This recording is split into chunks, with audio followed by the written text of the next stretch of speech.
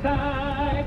There ain't no telling what could happen here tonight. Revival, revival. This submission kind of prompted by some decent bumper music, you know. Every once in a while we flip it on and it's like, well, this is a good little tune, we better. Gringos is good, Ultimo Rice is good. I almost forgot the chips. You don't waste any plastic. It's I'm sure it's somewhat sustainable.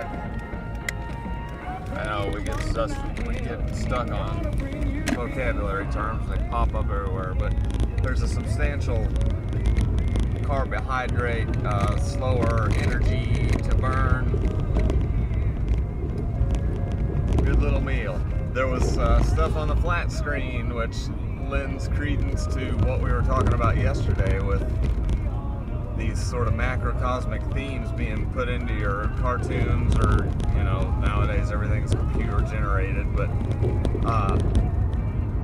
of course I couldn't hear what they were saying. There were lots of animals. I don't know what movie it was, but lots of animals, lots of dogs, some RVs. There was a deer with one antler.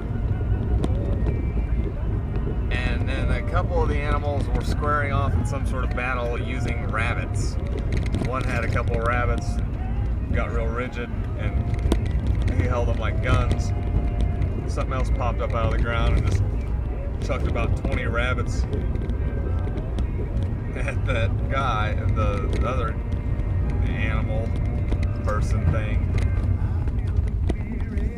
who was packing a couple hares.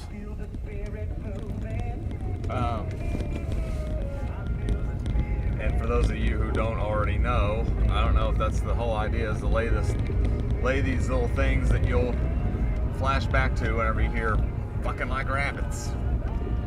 Multiplying like rabbits is more accurate. Rabbits are held to sort of, I guess in a way they sort of archetypally hold a position here in this culture anyways, of being rapid and I can't think of the right word, but just real rapid multipliers, real voracious, just where you have a couple rabbits, you're gonna have a whole bunch real quick. It's basically how they are held and perhaps used in that archetypal sense. And so in that case, I mean, what exactly does that say? Well, nothing exactly. But you might have a couple different nations, a couple different groups of people who, for whatever reason, want to engage in competition, and rather than just resorting to guns and bombs, they might employ people, you know, employ